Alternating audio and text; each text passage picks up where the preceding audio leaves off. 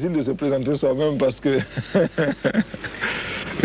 on ne se connaît jamais bien. On ne peut pas être à l'étage et puis se voir dans la rue en train de marcher. Et je préfère laisser le soin aux autres de dire comment ils me perçoivent. Den 4 augusti 1983 tog Sankara makten i övre Volta. Ett år senare döptes landet om till Burkina Faso, det fria människornas land. Burkina Faso är stort som halva Sverige och har 8 miljoner invånare.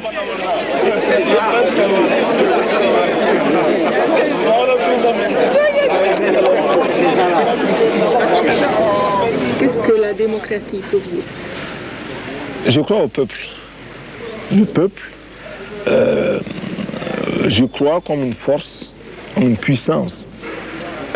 Celui qui sait parler au peuple, celui qui sait avoir la confiance du peuple, peut tout réussir. Mais celui... parler? Non, parler au cœur du peuple. Faire sentir ses idées au peuple. Pas... Comment vous leur faites sentir? Mais je crois que pour bien parler au peuple, il faut parler des questions qui concernent le peuple. Si nous parlons de la guerre des étoiles, le peuple ne sent pas la guerre des étoiles. Il ne sait pas ce que c'est. Il a d'autres préoccupations. Il veut manger, il veut un logement, il veut du travail, il veut de la santé, il veut l'éducation, il veut des routes. Ça, le peuple le comprend. Et quand vous parlez de cette façon-là, si vous êtes sincère et si vous proposez des solutions, alors là, le peuple vous écoute pour appliquer vos solutions ou pour proposer d'autres solutions.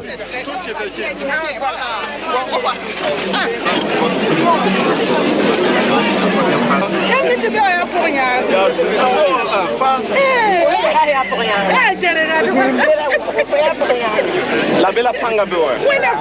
Les c'est la partie de la mort.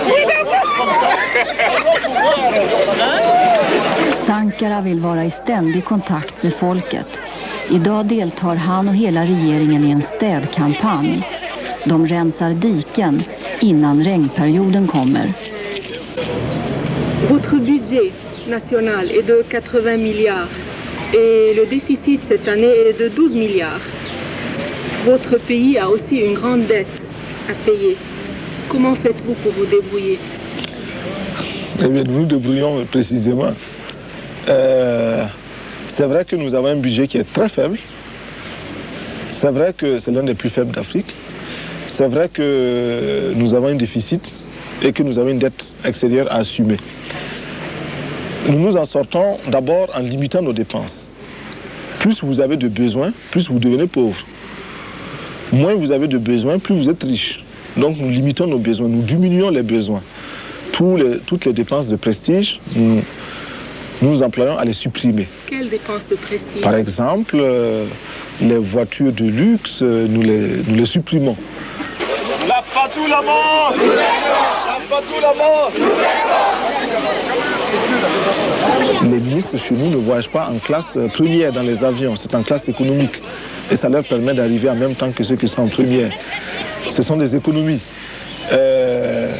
Les réceptions, les salaires, tout cela amène des moyens pour nous de réduire le train de vie de l'État. Genom besparingskampanjen har man kunnat sänka budgetutgifterna med 15%. Men mycket pengar har också försvunnit genom ohederliga tjänstemän. Här i justitiepalatset har Sankara inrättat en folkdomstol och varje dag döms tjänstemän som har misskött sitt arbete.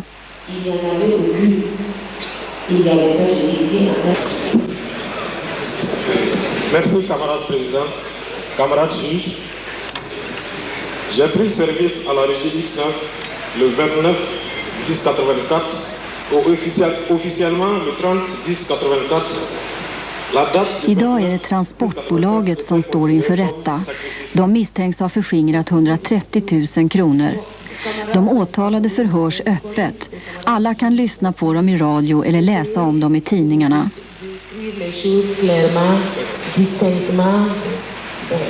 Afin qu'on puisse vous comprendre. Nous savons quand votre qualité d'être comptable là. På det här sättet hoppas man komma till rätta med korruptionen och spara mera pengar. Le peuple souffre plus que nous. Donc, si nous voulons vivre avec le peuple, il faut que nous commencions par nous imposer un minimum de rigueur. Ne pas croire que la vie est facile. Elle est facile pour nous parce que nous sommes des fonctionnaires, parce que nous avons des salaires, parce que nous avons des postes élevés. Mais malgré tout, nous devons faire un effort pour regarder derrière nous comment vivent les autres. Et cela implique nécessairement de la rigueur. Quand il n'y a plus de rigueur entre nous, tout homme a des défauts, des vices qui remontent en surface progressivement. Il est plus facile de laisser ces vices s'exprimer, la paresse, la saleté, le vol, le mensonge. Tout cela est facile pour s'exprimer chez l'homme, plutôt que la vertu et le dévouement pour les causes des autres. Donc nous devons faire des exercices. Et nous faisons le sport, c'est aussi pour nous discipliner. En faisant le sport, progressivement, on acquiert une certaine discipline physique, la résistance, mais intellectuelle, mentale, psychologique également. Et c'est bon pour la santé, je crois. Donc tout cela constitue pour nous une préparation pour bien assumer nos fonctions. Det är inte bara Sankara och hans ministrar som motionerar. 2 gånger i veckan är alla tjänstemän utkommenderade för att sporta sista timmen innan de går hem.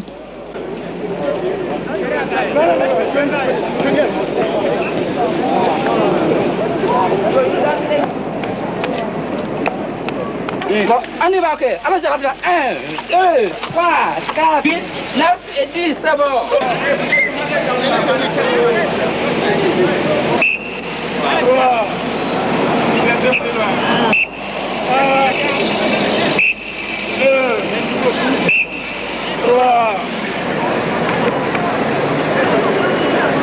Qu'est-ce que vous leur faites d'autre? Oh, beaucoup de choses que je ne leur fais pas faire. Je fais avec eux. Oui. Moi aussi, je fais avec eux. Donc, ben, nous apprenons, mais nous imposons, par exemple, d'aller obligatoirement en campagne pour rencontrer les paysans. Dans notre pays, le gouvernement était à Ouagadougou. Les ministres allaient en France, à Paris, ou bien de temps en temps à New York. Voilà. C'était la direction de voyage des ministres. Maintenant, nous demandons à chacun d'aller rencontrer les paysans en campagne, vivre avec eux. Ça, c'est très fatigant, c'est très difficile. Nous essayons de comprendre leurs conditions. Mais également, nous savons que nous avons des faiblesses, nous avons des limites, des carences. Et nous essayons de nous former. Par exemple, nous allons à l'école, nous apprenons l'anglais, nous apprenons l'informatique. På många av Ouagadougos bakgårdar brygger kvinnorna det traditionella ölet.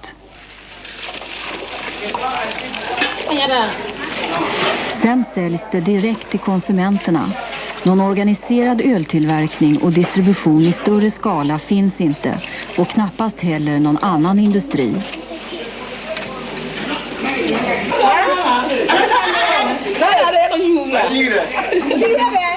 Men hantverkare har funnits länge. Här gjuter man aluminiumgrytor på gammalt vis.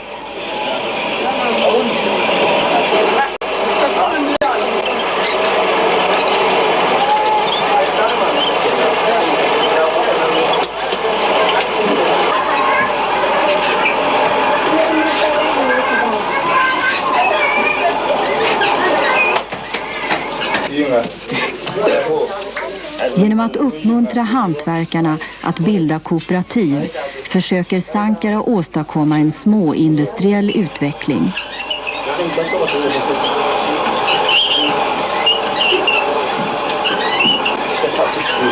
Nous sommes dans un petit pays assez pauvre et nous dépensons chaque année beaucoup d'argent pour importer des articles divers de l'étranger. Cela nous coûte excessivement cher. Il nous apparaît comme une contradiction le fait d'importer ces articles qui coûtent très cher et d'entretenir chez nous le chômage. Et c'est pourquoi nous essayons d'organiser le CFR Blantier pour les amener à connaître un emploi, un métier qu'ils possèdent bien. Et ainsi, ils produiront des ustensiles, des articles qu'ils pourront vendre et qui pourront leur procurer des revenus substantiels.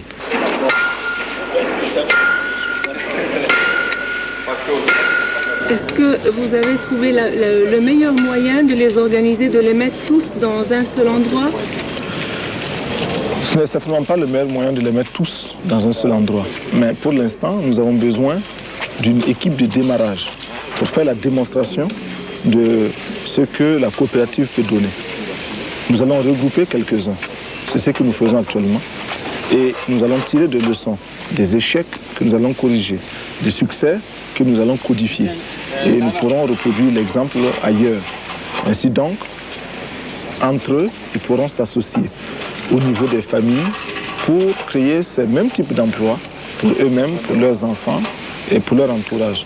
Donc, les regroupements actuels ont pour but de nous permettre de tirer des leçons pour le futur.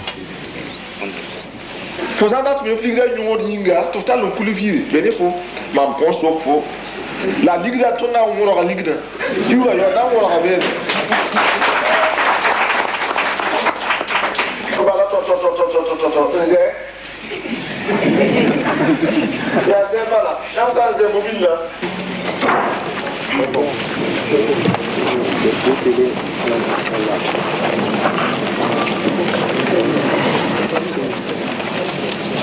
I kampen mot ökenutbredningen har trädplanteringen fått högsta prioritet och ingen händelse får inträffa som inte ihågkoms med plantering av ett träd.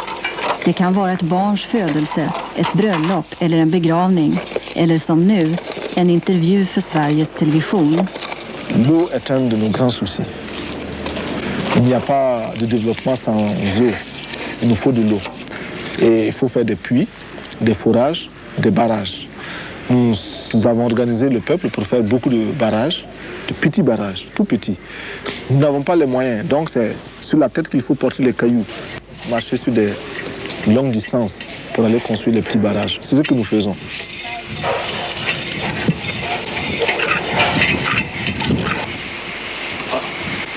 Burkina Faso är ett Sahelland.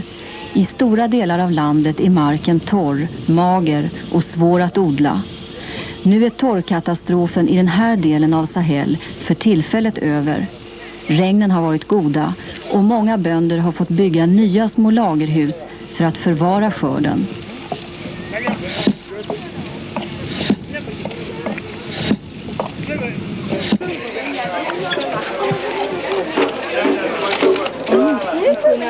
Men katastrofen kan slå till igen och då har landet fortfarande inga resurser att besegra den. Pour l'alimentation, nous organisons les paysans pour produire beaucoup. Mais il ne suffit pas de produire, nous organisons également les Burkinabés pour consommer, pour avoir une alimentation saine, riche, variée. Parce que chez nous, il y a les deux problèmes, la quantité et la qualité. La quantité n'y est pas, nous n'avons pas beaucoup à manger. Il y a des régions dans lesquelles on ne mange qu'une fois par jour. Chez vous, on mange je ne sais pas combien de fois. Plus de 3 fois, si vous ajoutez, vous mangez plus de 3 fois par jour. Ah oui, c'est trop. C'est trop. C'est pourquoi d'ailleurs, vous, les femmes se pèsent pour voir si elles ont pris du poids. Chez nous, parce qu'elles veulent maigrir chez vous. Hein? Vous étudiez beaucoup pour maigrir, vous achetez des repas spéciaux pour ne pas prendre des calories, etc. Et nous, nous cherchons des repas pour prendre des calories. On n'a pas la même préoccupation, vous voyez. Et la balance, le pèse-personne n'a pas la même vocation chez vous que chez nous. Nous, on veut du poids et vous voulez perdre du poids. La santé, vous savez que nous avons sur 1000 enfants qui naissent, il y a 180 qui meurent dès la première semaine de maladies diverses. Sur 20 millions d'enfants en Afrique, il y a 4 millions qui meurent. Bon, ça veut dire un cinquième des enfants. Ça veut dire que quand vous avez 5 enfants dans votre famille là-bas, en Suède, il faut tuer un enfant dès la première semaine. Donc, si vous voulez comprendre les statistiques en Afrique, dès que vous arriverez en Suède, dans toutes les maternités, vous faites tuer 1/5 de tous les enfants. Comme ça, vous allez bien sentir la réalité africaine. Vous allez voir le nombre de femmes qui seront en deuil. Vous comprendrez, c'est ça que nous vivons tous les jours. Jusqu'à l'âge de 6 ans, nous perdons à peu près, sur ces 1000 enfants, nous perdons à peu près 300 enfants qui meurent de maladies diverses, tétanos, méningite, rougeole, etc., etc. Des enfants qui meurent. Bon, il reste quoi? Il reste à peine 500 enfants. Sur ces 500 enfants, il y a combien qui vont aller à l'école? Nous avons à peine, 55 enfants qui peuvent aller à l'école sur 500 enfants. Alors vous vous rendez compte, c'est un problème qu'il faut résoudre, un problème très sérieux. Nous avons pu pousser ce chiffre-là à 22%, ce qui fait que sur 500 enfants, il y a quand même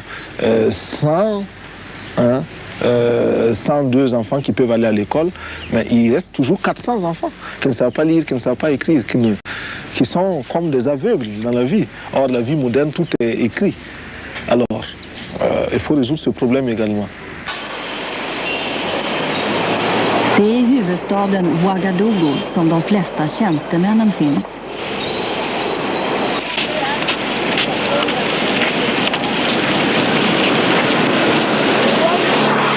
Deras löner tar 60% av statsbudgeten.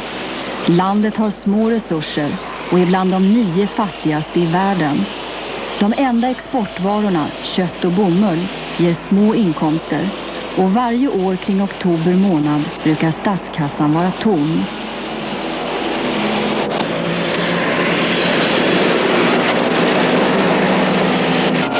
Statstjänstemännen riskerar att bli utan lön om landet inte kan skaffa pengar utifrån.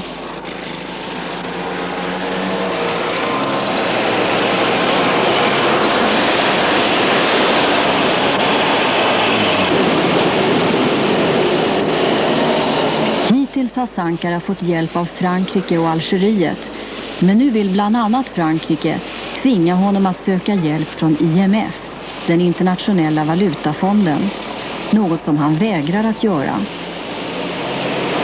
Nous pensons que le financement extérieur ne doit pas apparaître comme une solution miracle à tous nos problèmes économiques. Oui, il faut le financement extérieur, mais il faut d'abord commencer par travailler soi-même. Et si on ne travaille pas, des solutions comme celle du FMI apparaissent comme des solutions de facilité. Et dès qu'on a une petite difficulté, on court au FMI. Dès qu'on a une petite difficulté, on court au FMI. Ceci est une mauvaise chose. Deuxième élément très important aussi, c'est que nous avons l'impression que chaque fois qu'on nous pose des conditions, au niveau du FMI par exemple, c'est pour créer d'autres conditions. On nous dit, nous sommes prêts à vous accorder tel financement à condition que vous fassiez telle chose. Nous acceptons ces conditions, nous remplissons ces conditions. On nous amène encore d'autres conditions. On nous amène encore d'autres conditions. Cela devient troublant. Alors, quels sont les pays où le FMI a réussi? Quels sont les exemples où le FMI est parti et cela marche très bien? Nous n'en voyons pas. Vous avez dit non à l'aide alimentaire. Pourquoi? L'aide alimentaire que nous avons reçue, malheureusement, au lieu de nous aider à nous développer, nous a maintenus dans une mentalité d'assister. Chaque jour, on tend la main pour demander à manger. Ça, c'est mauvais. Deuxièmement, l'aide alimentaire fait que les paysans de chez nous qui auraient pu produire ne peuvent plus produire parce que quand ils produisent, ils n'arrivent plus à vendre. C'est les surplus des paysans des autres pays qu'on nous amène ici. Nous, nous demandons autre chose. Celui qui veut nous aider vraiment peut nous donner des charrues ou des tracteurs, des engrais, des insecticides, des tuyaux, des arrosoirs, des barrages, des forages. Voilà, ça c'est de l'aide alimentaire. Mais celui qui nous amène les sacs de blé, de mil, de maïs ou du lait, celui-là ne nous aide pas. Il nous gave comme on gave les oies. Pour pouvoir vendre l'oie, pour qu'elle soit lourde, présenter qu'on puisse la vendre. Ça, c'est pas nous qui cherchent, c'est leur argent qu'ils cherchent. Ce n'est pas l'aide, ça. Vous avez 600 organisations non gouvernementales qui travaillent ici. Comment faites-vous pour les organiser? Oui, il y a beaucoup d'organisations non gouvernementales au Burkina Faso à cause de la misère du peuple. Mais est-ce que ces organisations ont été efficaces? Elles n'ont pas toujours été efficaces. Je ne dis pas qu'elles ont toutes échoué.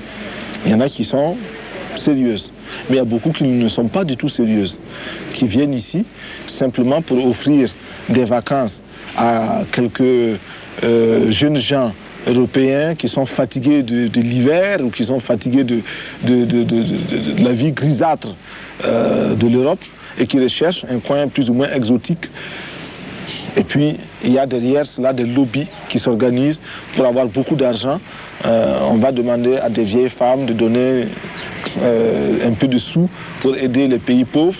Et elles sont sincères, ces vieilles femmes, elles donnent leur argent. Mais elles ne savent pas qu'une partie profite à ces politiciens qui sont des voleurs.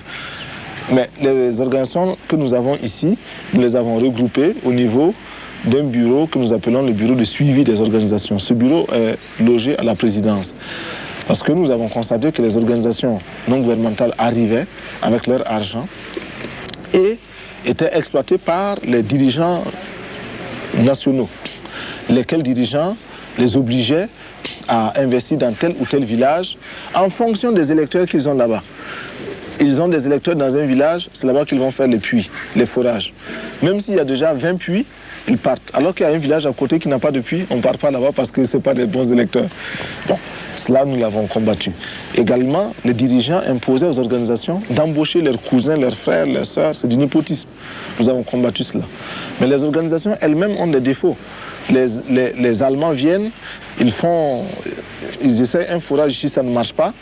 Ils partent. Quand les Français arrivent, ils ne disent pas aux Français, c'est pas la peine de commencer, parce que le sol n'est pas bon. Ils les laissent pour échouer. Donc c'est la concurrence entre Allemands, Français, Italiens, quoi. Bon, nous ne voulons pas de cela. C'est nous qui perdons.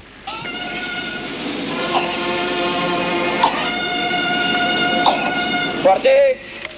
Oh! Posez! Oh! Sankaras nya idéer oroar grannländerna och Västafrikas konservativa stater försöker isolera Burkina Faso. Pour défendre l'indépendance, c'est un combat de tous les jours. Parce que je ne connais pas sur cette planète-là un pays qui peut soutenir à 100% le Burkina Faso sans demander de contrepartie. Je n'en connais pas. Seul le Burkina Faso peut aider le Burkina Faso. Tous les autres pays vous demanderont toujours quelque chose. Ce qui veut dire que c'est tout le temps la lutte. Et quand vous énoncez la vérité, elle blesse. Les partenaires, les amis pensent que vous devez être inconditionnel, surtout que vous êtes pauvre, vous êtes petit et ils peuvent s'occuper de vous. Or, nous sommes pauvres et petits, mais nous voulons tout le temps dire la vérité partout. Tous ceux qui cherchent à nous dominer, d'où qu'ils viennent, ils sont impérialistes. Même de l'Est. Même de l'Est, s'ils nous dominent. Et pour cela, c'est leur comportement qui fait qu'ils sont impérialistes, ce n'est pas leur position géographique. On ne cherche pas l'impérialisme avec une boussole. Est-ouest, non. On cherche l'impérialisme en fonction du bonheur qu'on a et des rapports qu'on a. Vous êtes là, tant que vous voulez connaître notre peuple, vous n'êtes pas impérialiste. Mais tant que vous cherchez à nous étudier pour nous dominer, vous devenez impérialiste. Et moi, je ne cherche pas à savoir si vous venez du nord ou du sud, de l'est ou de l'ouest. Vous êtes impérialiste et puis c'est tout. Même la couleur de votre peau ne m'intéresse pas. Parce que vous pouvez être noir comme moi, mais avoir des idées de domination et d'exploitation des Noirs. Est-ce que les Africains n'ont pas de défauts? Les Africains ont beaucoup de défauts. Ils en ont beaucoup. Le premier défaut, c'est que nous sommes pas unis. C'est le plus grand, c'est un grand défaut aujourd'hui pour nous. Mais nous avons les autres défauts des hommes, des autres hommes. Il y a des paresseux chez nous, il y a des voleurs, mais je crois qu'il y en a chez vous aussi, on voit dans les journaux chaque fois. Il y a des dirigeants chez nous qui sont des voleurs, mais on voit dans vos pays également des scandales chaque jour. Il y a des dirigeants chez nous qui sont menteurs, mais on voit chez vous aussi des dirigeants qui sont menteurs, des scandales, tout le temps dans la presse. Donc nous avons les défauts des hommes.